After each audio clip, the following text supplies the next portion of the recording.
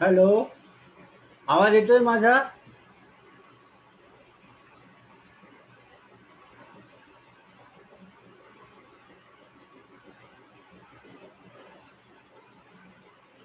माझा आवाज येतोय? रवींद्र, माझा आवाज येतोय? आधीच्या वेबिनारमध्ये आपण एनईपीचा काय रेफरन्स आहे आणि एनईपी मध्ये एनईपीचा काय रोल आहे नेशन बिल्डिंग मध्ये याबद्दल आपण चर्चा केली होती.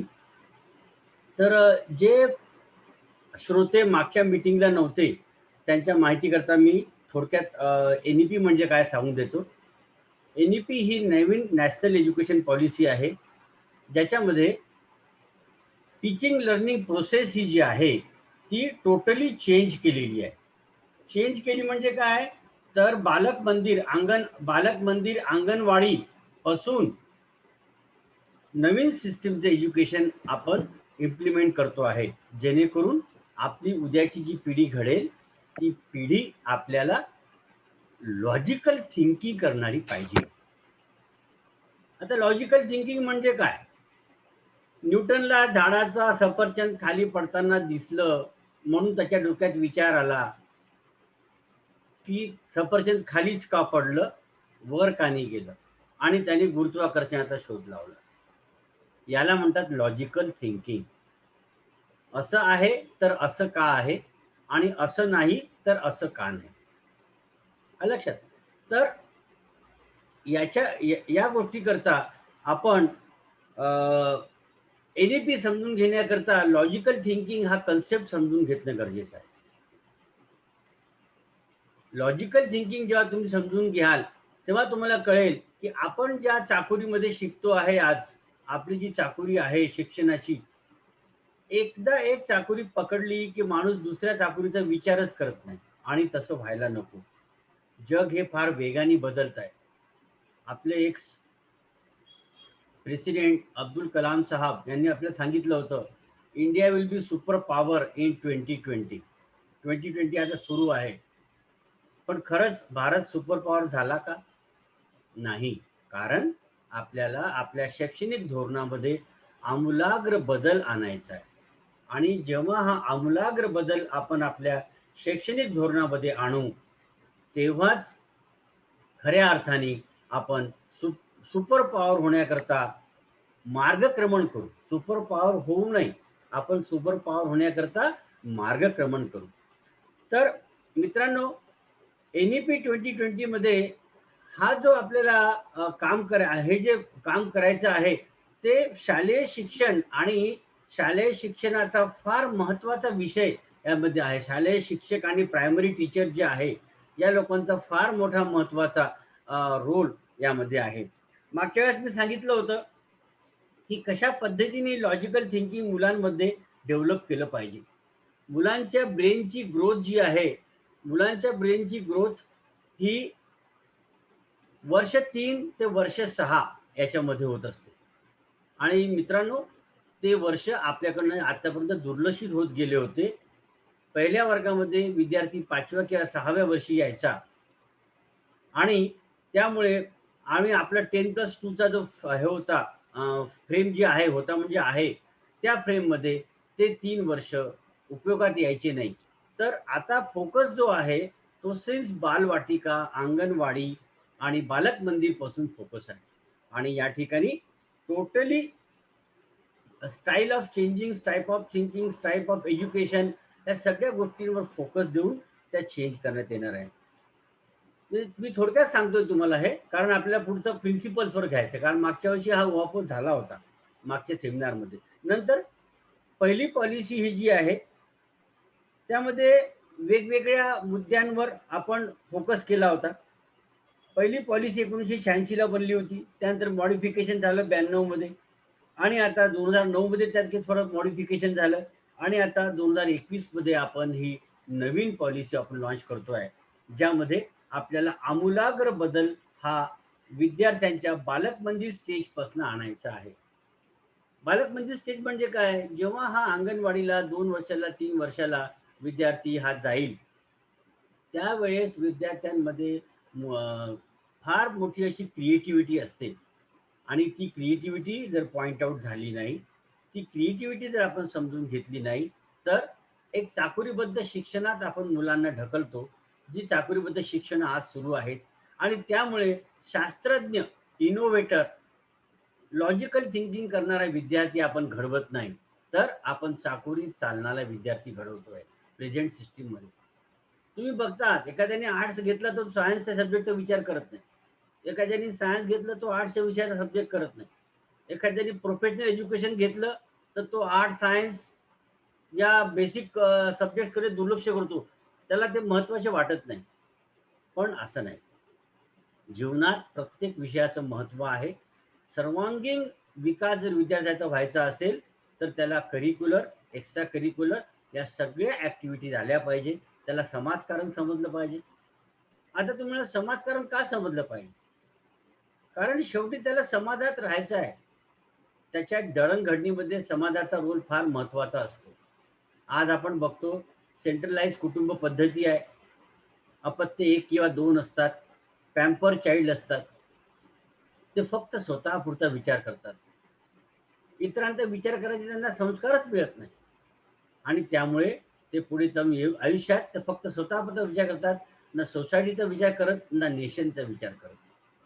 मग ज्या ज्या विद्यार्थ्यांच्या डोक्यात नेशनचे विचारच नाही, नेशन डेव्हलप करण्याचे विचारच नाही, त्यावेळेस आपण त्याच्याकडनं नेशन करता खूपसं काही एक्सपेक्ट करू शकत नाही. त्यामुळे NECचं NEP 2020चं पहिलं प्रिन्सिपल आहे, recognizing, identifying and fostering the unique capability of each student. Recognizing म्हणजे ओळखणे, आयडेंटिफाइंग म्हणजे समजून घेणे आणि फॉस्टरिंग या त्याच्या युनिक कॅपेबिलिटी, इतर विद्यार्थ्यांपेक्षा या विद्यार्थ्यामध्ये काय वेगळं आहे हे पहिले समजून घेणे, नंतर ओळखणे आणि त्याला फॉस्टर करणे. फॉस्टर करणे म्हणजे काय? त्याला उत्थापन देणे. कशा पद्धतीने तो काम करेल, कशा पद्धतीने ते महत्वाचा तो काम करू शकेल, त्याला उत्थापन देणे, ह्याला म्हणतात फॉस्टरिंग. तर पहिलं प्रिन्सिपल आहे. खरं तर NEPचे 4 सेक्शन्स आहेत. Primary education, middle education, professional education आणि हायर एज्युकेशन. तर या 4 एज्युकेशनमध्ये सर्वात जास्त भर जो आहे, तो भर आहे प्रायमरी एज्युकेशनवर. कारण आपण बघतो, आपण कुठल्याही सिस्टीमचा पाया जेव्हा करतो, घराचा पाया जर मजबूत असेल, तर ऑब्व्हियस बिल्डिंग ही मजबूत राहील. आणि बिल्डिंग मजबूत राहण्याकरता पाया मजबूत राहायला पाहिजे. मग हा विद्यार्थी जो घडल्या जातोय, जो घडवला जातोय, त्याचा जर पाया आपल्याला मजबूत करून घ्यायचा आहे, तर त्याकरता आपल्याला त्याच्या सर्वांगीण विकासाकरता सुरुवातीपासून लक्ष देणं आवश्यक आहे. आणि या ठिकाणी जे बालवाटिकामध्ये मी सांगितलं तुम्हाला, की बालवाटिका, अंगणवाडी आणि कॉन्व्हेंटचे जे नर्सरी असतात, या ठिकाणी कुठल्या पद्धतीचं एज्युकेशन द्यायचं आहे, कुठल्या पद्धतीने काम करायचं आहे, याचं ट्रेनिंग सुद्धा NCERT या टीचर्सला देणार आहे. कारण आज जे लोक सिस्टीममध्ये आहे, एकदम तर ते दुरुस्त होणार नाही, एकदम तर त्यांना सगळ्या गोष्टी कळणार नाही. तर त्या लोकांना DTH थ्रू NCERT किंवा ऑनलाईन ट्रेनिंग देणार आहे, की कशा पद्धतीने येणाऱ्या पिढीला तुम्ही हाताळायचं आहे, कशा पद्धतीने तुम्ही येणाऱ्या पिढीला सांभाळायचं आहे. आणि सेकंड प्रिन्सिपल याचा आहे बघा, highest priority to achieve fundamental literacy and numeracy. Second principle काय आहे? Highest priority to achieve fundamental literacy and numeracy. Fundamental literacy म्हणजे काय? फंडामेंटल लिटरसी म्हणजे बेसिक लिटरसी ही प्रत्येक ठिकाणी आली पाहिजे. आज आपण बघतो भारतामध्ये काही काही स्टेटमध्ये 60%, 40%, 50% इलिटरेट रेशो आहे. जसं केरळमध्ये हायेस्ट लिटरसी आहे, तशीच UP मध्ये, बिहारमध्ये लोएस्ट लिटरसी आहे. तर ही जी तफावत आहे, ही तफावत नॅशनल एज्युकेशन पॉलिसीमध्ये नवीन सिस्टीम लागू करून आपल्याला दूर करायची आहे. आणि बेसिक बेसिक ज्या गोष्टी आहेत त्या प्रत्येकाने केल्याच पाहिजे. प्रत्येकजण त्या बेसिक सिस्टीममधून पार झालाच पाहिजे. तेव्हाच खऱ्या अर्थाने आपण सुपर पॉवर होऊ शकतो. तिसरं प्रिन्सिपल आहे बघा, फ्लेक्झिबिलिटी. मी आत्ताच बोललो की जेव्हा एखादा विद्यार्थी एखाद्या बेसिक एज्युकेशनला सुरुवात करतो, तो स्वतःला चाकोरीबद्ध समजतो. सायन्सवाला आर्टकडे बघत नाही, आर्टवाला कॉमर्सकडे बघत नाही. हे असं व्हायला नको म्हणून आता जी नवीन एन-ई-पी मध्ये सांगितलं आहे, यामध्ये टोटल फ्लेक्सिबिलिटी आहे. Learners will have ability to choose their learning trajectories and programme. जो शिकणारा विद्यार्थी आहे त्याला पूर्ण स्वातंत्र्य राहील. कुठल्या पद्धतीने त्यांनी शिक्षण घ्यायचे, 2 विषय इकडचे घ्यायचे, 2 विषय तिकडचे घ्यायचे. त्याच्या आवडीनुसार तो शिक्षण घेईल आणि तो ट्रॅजेक्टरी म्हणजे काय? कुठल्या पद्धतीने मला जायचं. ट्रॅजेक्टरी म्हणजे जसं विमान जातं, रॉकेट जातं. ज्या रॉकेटच्या पातनी पार करतो त्याला ट्रॅजेक्टरी म्हणतात. रॉकेट जेव्हा आपण उडवतो दिवाळीमध्ये, ते जो असा पाथ जातं त्याला ट्रॅजेक्टरी म्हणतात. तर कुठली ट्रॅजेक्टरीमध्ये डायरेक्ट म्हटलं कुठल्या पद्धतीने त्याला जायचंय, कुठल्या पद्धतीने त्याला एज्युकेशन घ्यायचं आहे, हे तो ठरवू शकेल. आणि त्याच्या टॅलेंट आणि इंटरेस्ट प्रमाणे त्याचं जे टॅलेंट आहे, त्याची जी क्षमता आहे, त्याच्याप्रमाणे तो काम करेल आणि स्वतःचा पाथ तो निवडेल. नंतर चौथा पॉइंट आहे बघा, प्रिन्सिपल एन-ई-पी प्रिन्सिपलचा, no hard separation between disciplines of education. No hard separation between disciplines of education, between curricular and extracurricular activities, between vocational and academic stream. कुठल्याही पद्धतीचं सेपरेशन हे करिक्युलर आणि एक्स्ट्रा करिक्युलर शिक्षणामध्ये राहणार नाही, ॲक्टिव्हिटीमध्ये राहणार नाही. तांत्रिक शिक्षण आणि अकॅडमिक स्ट्रीममध्ये पण कुठल्यामध्ये सेपरेशन राहणार नाही. आलं लक्षात? जेणेकरून विद्यार्थी हा सर्वांगीण सगळ्या क्षेत्राला टच करून सगळ्या पद्धतीचं नॉलेज तो घेऊ शकेल. 5वा मुद्दा आहे बघा प्रिन्सिपल ऑफ द पॉलिसीचा, multidisciplinary and holistic education to ensure unity and integrity of all knowledge. Multidisciplinary and holistic education to ensure unity and integrity of all knowledge. Multidisciplinary म्हणजे काय? मी आतापर्यंत हेच सांगतो. सगळे अँगल सर्वांगीण त्याचा विकास झाला पाहिजे, अशा पद्धतीने त्याला एज्युकेशन द्यायचं आहे.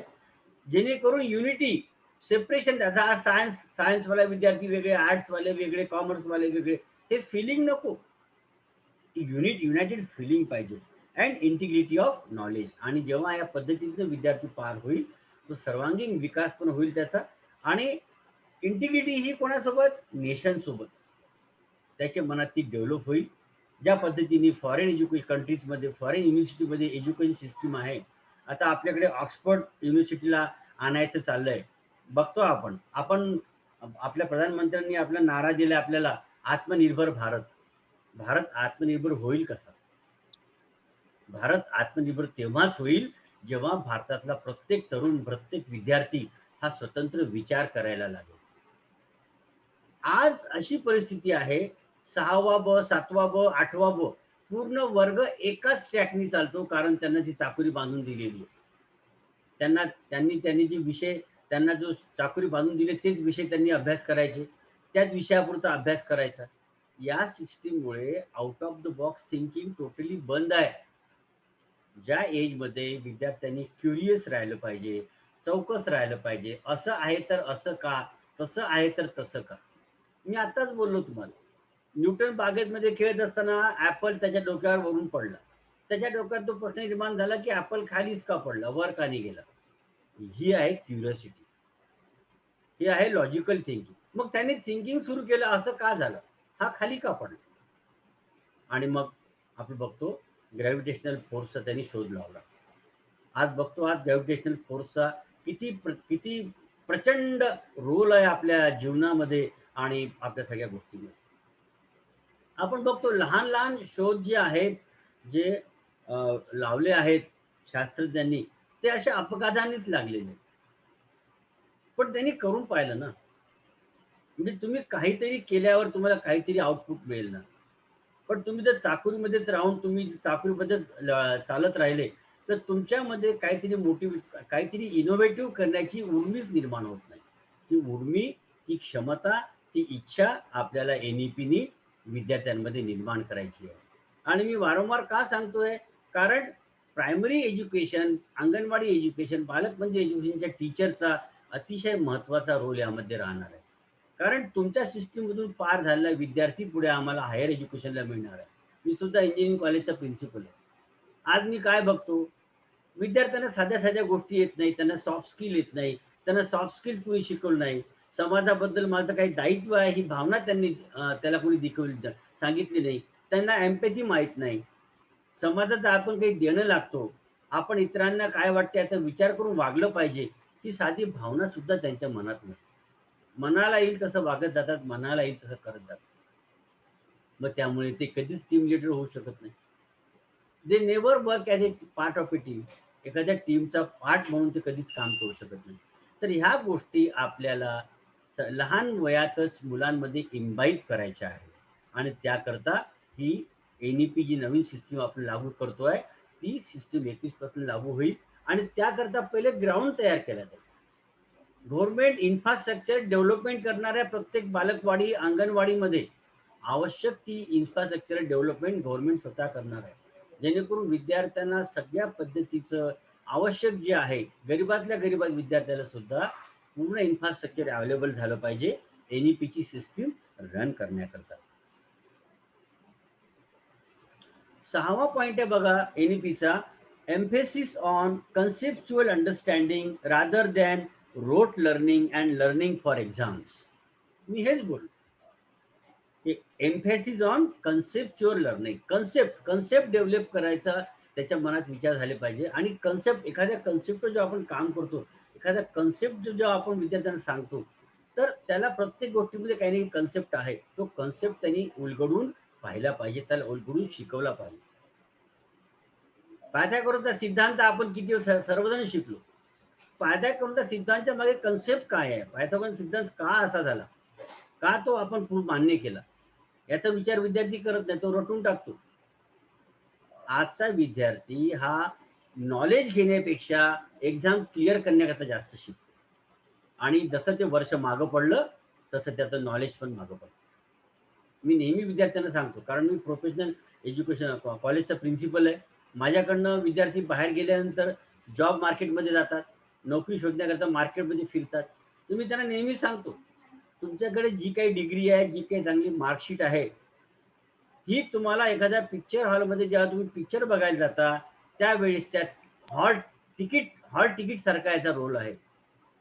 ज्या क्षणी तुम्ही त्या कारखान्यामध्ये, त्या ऑर्गनायझेशनमध्ये, त्या इंडस्ट्रीमध्ये पार्ट घेता, फ्रॉम दॅट मोमेंट तुमच्या नॉलेजचा रोल सुरू होतो. तुमच्या पर्सनॅलिटीचा रोल सुरू होतो. How nurtured you are. तुम्ही किती पर्सनॅलिटी डेव्हलप आहात, किती तुमच्याकडे सॉफ्ट स्किल्स आहे, किती तुम्हाला सॉफ्ट स्किल्सचं नॉलेज आहे. तुमच्या डिग्रीचा रोल फक्त एंट्री पुरता असतो आणि त्या ठिकाणी विद्यार्थी फेल जातो, कारण त्याचा सर्वांगीण विकास आज झालेलाच नसतो. त्याला त्या दृष्टीने फोकसच झालेलं नसतं. म्हणून विद्यार्थ्याला कन्सेप्च्युअल लर्निंग देऊन आणि फक्त परीक्षेकरता एज्युकेशन न घेता त्यांनी शिक्षणाकरता, त्यांनी शिकण्याकरता एज्युकेशन घेतलं पाहिजे. आणि या पद्धतीने तो विद्यार्थी जाईल, तेव्हाच खरे एंटरप्रेनर निर्माण होतील, उद्योजक सुद्धा निर्माण होतील. एक उद्योजक निर्माण झाला तो सोसायटीला 6 ते 8 लोकांना मिनिमम जॉब देतो. छोटा जरी उद्योजक असला तो 6 ते 8 लोकांना रोजगार देतो. तो स्वतः पण रोजगार त्याचा निर्माण करतो आणि 6 ते 8 लोकांना रोजगार देतो. विचार करा, असे छोटे छोटे उद्योजक जर या सिस्टीममधून निर्माण झाले तर किती लोकांना रोजगाराचा प्रश्न सुद्धा सुटेल. त्यामुळे आणि 7वा पॉइंट आहे बघा NEPचा, creativity and critical thinking to encourage logical decision making and innovation. या विषयावर मी बोललो आत्ताच. हा 7वा पॉइंट. क्रिएटिव्हिटी, विद्यार्थ्यांमध्ये जी काही क्रिएटिव्हिटी, काहीतरी क्राफ्ट म्हणा, पेंटिंग म्हणा, त्याला काहीतरी करायला आवडतं, त्याची आवड बघून त्याला त्या साजेसं काम त्याच्या हाताला द्यायचं, त्याच्या डोक्याला, त्याच्या मनाला द्यायचं. त्यातनं मग तो काहीतरी इनोव्हेट करेल. आणि क्रिटिकल थिंकिंग, मी आताच बोललो, असं आहे तर असं का आहे, तसं आहे तर तसं का आहे. पृथ्वी स्वतःभोवती फिरतो, आपण ऐकतो, पण का फिरते याचा विचार त्या सायंटिस्टने केला. त्यांनी लॉजिकल थिंकिंग केलं आणि मग आपल्यासमोर पूर्ण थिअरी मांडली. सॉक्रेटिसने सुद्धा सांगितलं होतं की पृथ्वी गोल आहे आणि ती स्वतःच्या अक्षाभोवती फिरते. पण तेव्हाच्या राजाला त्याचं ते संशोधन आवडलं नाही. त्याने सॉक्रेटिसला सांगितलं, "तू तुझे शब्द मागे घे. पृथ्वी चपटी आहे, तबकडीसारखी आहे." सॉक्रेटिसने ऐकलं नाही. तुम्हाला इतिहास माहीत आहे, राजाने सॉक्रेटिसला विष घेऊन मृत्यूदंड दिला. त्याला मारायला लावलं. कारण जनसामान्यामध्ये जर अवेअरनेस नसला, जनसामान्य सोसायटीमध्ये जर अवेअरनेस नसला, सोसायटी म्हणजे काय? सोसायटी म्हणजे आपण सर्वजण. आजचा युवक उद्या मोठा होणार. उद्या तो सोसायटीचा महत्त्वाचा घटक बनणार. मग त्यामध्ये जर जाणीव नसली कोण्या गोष्टीची, तर तो चुकीचं वर्तन करणार. तर ह्याकरता क्रिएटिव्हिटी आणि क्रिटिकल थिंकिंगला एन्करेजमेंट देऊन लॉजिकल डिसिजन मेकिंग ॲबिलिटी ही विद्यार्थ्यांमध्ये डेव्हलप जाईल. लॉजिकल म्हणजे तांत्रिक विचार करून त्यांनी डिसिजन घेतलं पाहिजे. नंतर नेक्स्ट पॉइंट आहे एनईपीचा, ethics and human constitutional values. आजच डी बाटूचा एक खूप छान वेबिनार झाला, human values, values in students. लक्षात.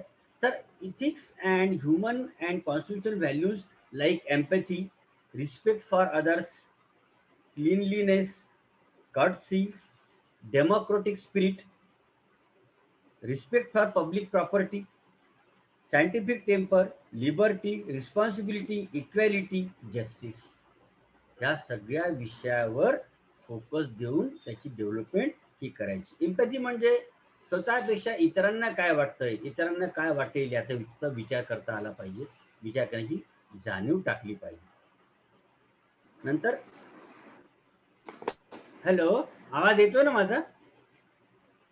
हा येतोय येतोय. हा, ओके ओके. हा, नंतर रिस्पेक्ट फॉर अदर्स, नंतर क्लीनलीनेस, कर्टसी, डेमोक्रॅटिक स्पिरिट, या सगळ्या गोष्टी विद्यार्थी जसेच जर विद्यार्थ्याला शिकवल्या तर तो एक यशस्वी आणि जबाबदार नागरिक या देशाचा म्हणून जगेल पुढे. आणि जो जेव्हा तो जबाबदार नागरिक म्हणून जगेल तर ऑब्व्हियसली तो देशाकरता काहीतरी करेल. आणि आपलं तेच उद्देश आहे की प्रत्येकाने सेंट्रलाइज फोकस होऊन देशाकरता काहीतरी केलं पाहिजे. नेक्स्ट मुद्दा आहे life skill, communication, cooperation, team work and resilience. हे लाईफ स्किल्स आहे. कम्युनिकेशन म्हणजे आज बरेचसे ग्रॅज्युएट्स आपण फील्डमध्ये बघतो, ते जेव्हा जॉब सीकर असतात, ते जॉबला जातात, पण इंटरव्ह्यूमध्ये ते आपलं मत स्वतःकडे प्रखरपणे मांडू शकत नाही, कारण त्यांचं कम्युनिकेशन स्किल हे फार वीक असतं. जर इंग्लिश ही प्रोफेशनल लँग्वेज आहे तर त्याला प्रोफेशनल लँग्वेजमध्ये स्वतःचं म्हणणं मांडताच आलं पाहिजे. तर ह्या लहान लहान गोष्टीवर कॉलेजमध्ये आतापर्यंत फोकस दिला जात नव्हता. मी असं म्हणणार नाही की कुठेच फोकस दिला जात नव्हता. काही ठिकाणी पर्सनॅलिटी डेव्हलपमेंटचे क्लासेस फार चांगल्या पद्धतीने घेतले जातात. माझ्या कॉलेजमध्ये सुद्धा मी फार चांगल्या पद्धतीने सॉफ्ट स्किल आणि पर्सनल डेव्हलपमेंटचं काम करून घेतो. पण असं सगळीकडे नाही आहे. तर आणि कोऑपरेशन, सहकार्याची भावना ही विद्यार्थी जसे जर विद्यार्थ्यांमध्ये रुजवल्या गेली तो ऑब्व्हियस तो पूर्ण लाईफस्टाईलमध्ये कोऑपरेटिव्ह मोडमध्ये राहील. टीमवर्क, टीम सोबत कसं काम करायचं, टीम सोबत काम करताना काय ॲडजस्टमेंट्स करायच्या, या त्या विद्यार्थ्याला समजल्या पाहिजे आणि जेणेकरून त्यांनी टीमवर्कचा पार्ट म्हणून काम केलं पाहिजे. नंतर फोकस, मोठा मुद्दा आहे focus on regular formative assessment of learning. आपण एवढ्या गोष्टी करतोय, असं केलं पाहिजे, तसं केलं पाहिजे, तसं केलं पाहिजे, पण असं होतंय की नाही याचं मेजरमेंट पण कुठेतरी पाहिजे. नाहीतर आपल्याला हे कळणारच नाही आपण जे करतोय त्याचे काही रिझल्ट मिळत आहेत, मिळणार आहेत की नाही मिळणार आहेत. तर फॉर्मेटिव्ह असेसमेंट पॉलिसी सुद्धा NCERTने डिझाईन केलेली आहे. ती फॉर्मेटिव्ह पॉलिसी सुद्धा अंगणवाडी आणि सगळ्या हायस्कूलच्या टीचर्सला शिकवल्या जाईल, कोर्समध्ये घेतल्या जाईल. NEP हा फार मोठा विषय आहे. हा एका वेबिनारमध्ये किंवा 2 वेबिनारमध्ये संपणारा विषय नाहीये. पण पण ॲज अ होल मोठी जर तुम्हाला आयडिया आली NEP मध्ये काय आहे आणि तुम्हाला काय करायचं आहे, प्राथमिक टीचर आणि माध्यमिक टीचरला जर एवढं जरी लक्षात आलं, तरी मला असं वाटेल की माझा वेबिनार देण्याचा जो उद्देश आहे तो सफल झाला. तुम्हाला तुमची line of thinking totally change करायची आहे. ज्या पद्धतीने तुम्ही आतापर्यंत शिकलात, BEd झाला, DEd झाला, टीचर म्हणून लागलात आणि ज्या चाकून तुम्ही चालता आहात, या ठिकाणी पहिले तुम्हाला स्वतःला चेंज करायची सवय आवश्यकता आहे. आणि you should be ready for change. आमच्या वेळेस असं नव्हतं, आमच्या वेळेस तसं नव्हतं, असं म्हणून चालायचं नाही. तुम्हाला चेंज व्हावं लागेल. आणि तुम्ही चेंज झालात तरच मग तुम्ही सोसायटी करता काही करू शकाल. हा, नंतर पुढचा मुद्दा आहे एक्सटेन्सिव्ह यूज ऑफ टेक्नॉलॉजी. बऱ्याचशा क्षेत्रामध्ये टेक्नॉलॉजीचा उपयोग होत नाही, तर प्रत्येक क्षेत्रामध्ये टेक्नॉलॉजीचा उपयोग करून लॉजिकल थिंकिंग करून काम करावं, अशी एनईपीची अपेक्षा आहे. पुढचा मुद्दा आहे respect for diversity and respect for local context. Respect for diversity म्हणजे काय? महाराष्ट्राच्या विद्यार्थ्याला तामिळनाडूच्या विद्यार्थ्याबद्दल रिस्पेक्ट वाटला पाहिजे. इंटरस्टेट, इंटर डिस्ट्रिक्ट रिस्पेक्टची भावना विद्यार्थ्यांमध्ये रुजली पाहिजे, कारण आपण एका नेशनचे नागरिक आहोत. आणि respect for local context also. आपल्या फील्डमध्ये आपल्या रिच्युअल्स काय आहे, आपल्या सिस्टीमचे, आपल्या लोकल सिटीमधले कुठले ट्रॅडिशन्स आहे, त्याबद्दल सुद्धा त्याला रिस्पेक्ट राहायला पाहिजे. थोडक्यात एक सेल्फ डिग्निटीचं फिलिंग विद्यार्थ्यांमध्ये डेव्हलप झालं पाहिजे. नेक्स्ट मुद्दा आहे फुल इक्विटी अँड इंडक्शन. त्यानंतर मुद्दा आहे synergy in curriculum across the level of education. Synergy in curriculum across all levels of education throughout India. Equal synergy म्हणजे काय? साधर्म्य. करिक्युलम सिस्टीम मध्ये देशभर ज्या ज्या लेवलला टीचिंग होत आहे, ज्या ज्या लेवलला टीचिंग लर्निंग प्रोसेस सुरू आहे, त्या ठिकाणी साधर्म्य राहिलं पाहिजे, साधर्म्य राखल्या गेलं पाहिजे. आणि मित्रांनो, या पूर्ण सिस्टीमच्या हात कोणी माहिती आहे का? टीचिंग लर्निंग प्रोसेसचा टीचर. टीचर हा या पूर्ण सिस्टीमच्या केंद्रस्थानी आहे, हृदयस्थानी आहे. म्हणून टीचर पहिले डेव्हलप झाला पाहिजे, मग ही आपली सिस्टीम डेव्हलप होईल. आणि 18वा मुद्दा आहे light but tight regulatory framework. जे फ्रेमवर्क आहे एनईपीचं, ते लाईट पाहिजे पण टाईट सुद्धा पाहिजे, to ensure integrity, transparency and resource efficiency of educational system through autonomy and good governance and empowerment. शासन शाळा महाविद्यालयाला ॲटॉनॉमी द्यायला सुद्धा तयार आहे एनईपी मध्ये, पण ती चांगल्या पद्धतीने त्यांनी राबवली पाहिजे. ट्रान्सपरन्सी राहिली पाहिजे, रिसोर्स इफिशियन्सी राहिली पाहिजे, एज्युकेशन सिस्टीम ही चांगली रन झाली पाहिजे. याकरता शासन ॲटॉनॉमी सुद्धा द्यायला तयार आहे. आणि आउटस्टँडिंग रिसर्चला प्रमोशन मिळालं पाहिजे, हा सुद्धा त्यामध्ये एक मुद्दा आहे. आणि ही काय एनईपीच्या ज्या पॉलिसीज रन होतील, त्या पॉलिसीमध्ये कंटिन्युअस रिव्ह्यू सुद्धा घेतल्या जाईल, काम पद्धतीने होतंय की नाही. आणि एज्युकेशन हा फक्त एक क्षेत्र नसून हा पब्लिक सर्व्हिस आहे. टीचरला हे समजून घ्यायचं आहे, चांगल्या पद्धतीने विद्यार्थ्यांना शिक्षण देतो आहे म्हणजे मी एक माझं राष्ट्राप्रती असलेलं कर्तव्य पार पडतोय, नेर पडतोय. आणि substantial investment in strong vibrant public education system. शासन हे फार, मी मागेच बोललो, फार मोठी इन्व्हेस्टमेंट फायनान्शियली शासन करणार आहे, प्रत्येक लेवलला इन्फ्रास्ट्रक्चर प्रोव्हाइड करणार आहे. तर मित्रांनो, ही आहे पॉलिसी. आता शेवटचे 5 मिनिटं उरत आहेत, तर रवी सर, प्रश्नोत्तराचा क्लास घ्यायचा की मी 1 मिनिट बोलून घेतो आणि मग आपण प्रश्नोत्तराचा स्लॉट घेऊ. ठीक आहे ना? चालेल. हा. तर एनईपी मध्ये काय आहे बघा, 4 आहे. फाउंडेशन स्टेज मध्ये 3 ते 6 वर्ष. फाउंडेशन स्टेज मध्ये काय 3 ते 6 वर्ष. त्यात पहिले 3 वर्ष आहे प्री स्कूल. पहिले 3 वर्ष आहे, म्हणजे 3 ते 6 मध्ये 3 वर्ष जे आहे ते अंगणवाडी किंवा प्री स्कूल. आणि 6 ते 8 हे जे वर्ष आहे ते 2 वर्ष आहेत ते क्लास 1 अँड 2. ही आहे ए स्टेज. बी स्टेज मध्ये आहे प्रिपरेटरी स्टेज. प्रिपरेटरी स्टेज मध्ये 8 ते 11 3 वर्ष, म्हणजे क्लास 3 ते 5. नंतर मिडल स्टेज आहे एज 11 ते 14, हे आहे 3 वर्ष, याच्यामध्ये क्लास 6वी ते 8वी. आणि 5वा आहे सेकंडरी एज 14 ते 18, हे आहे 4 वर्ष, जे आहे क्लास 9 ते 12. अशा पद्धतीने ही नवीन एनईपी सिस्टीम रन होणार आहे. पहिलीची सिस्टीम आपली 3 ते 6 जो 10+2 पॅटर्न मध्ये 3 ते 6 हा वयोगट विचारात घेतला जात नव्हता, ज्या वयात विद्यार्थ्याची ब्रेन ही फार चांगल्या पद्धतीने डेव्हलप होत असते. तर मला वाटते मी इथे थांबतो रवी सर. कोणाला काही प्रश्न विचारायचे असेल तर आपण प्रश्नोत्तर घेऊन टाकू. कारण हा फार मोठा विषय आहे एनईपीचा. आपण अजून कंटिन्यू करू शकतो पुढे. करू शकतो. चॅट बॉक्स कोणाला काही प्रश्न विचारायचे असतील तुम्ही विचारू शकता. हा, शेवटचे 4 मिनिट आपण 4 मिनिटांनंतर अजून कंटिन्यू करूया तोपर्यंत. अच्छा, कंटिन्यू करायचं का आज? ओके, चालेल.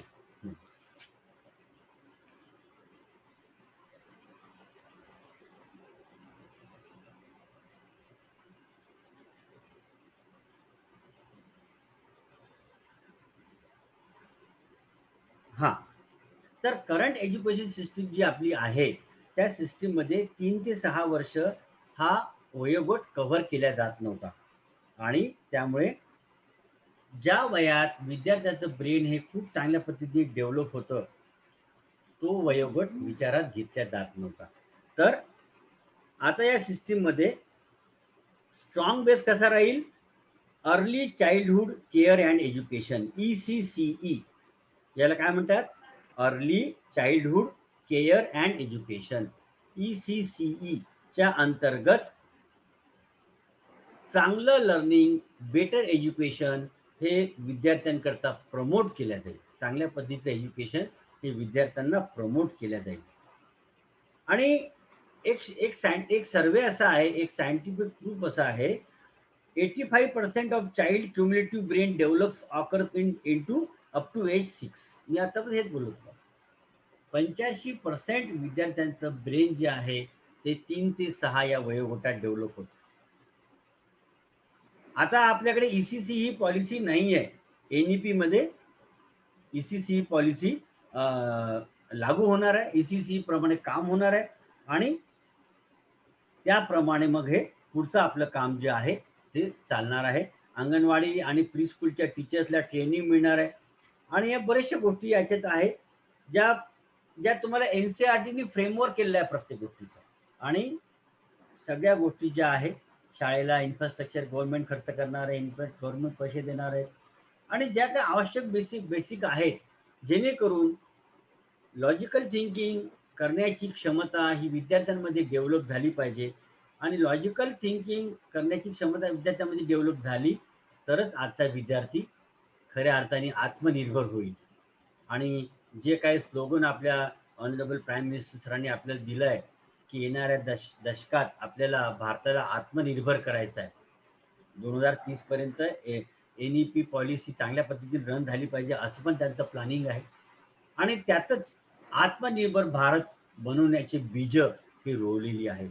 तर मित्रांनो, मला वाटतं NEP बद्दल आजचा जो एपिसोड होता तो तुम्हा सर्वांच्या चांगल्या पद्धतीने लक्षात आला असेल. नसेल आला तर ही सिरीज सुरू राहणार आहे.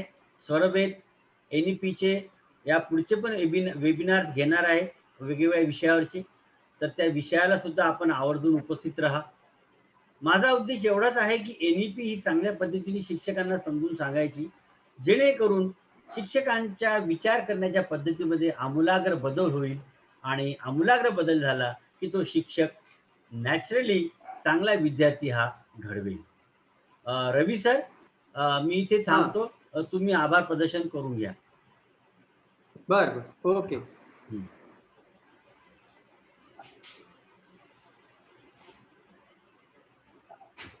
हा, आज सर आपण हा भाग 2 संपूर्णपणे व्यवस्थित समजून सांगितलेला आहे. हा विषय फार मोठा आहे. पण तुम्ही इतक्या कमी वेळात आणि व्यवस्थित आम्हाला सगळ्यांना समजून सांगितलं, त्यामुळे आम्हाला प्रायमरी एज्युकेशन पासून सेकंडरी पर्यंत सगळं काय परिवर्तन होणार, कसं काय त्याच्यामध्ये विषय राहणार याची माहिती मिळाली. त्याबद्दल आम्ही वेळ संपतो आहे, आपले आभार मानतो. आणि पुढे पण आपण सोबत राहावे अशी आशा करू.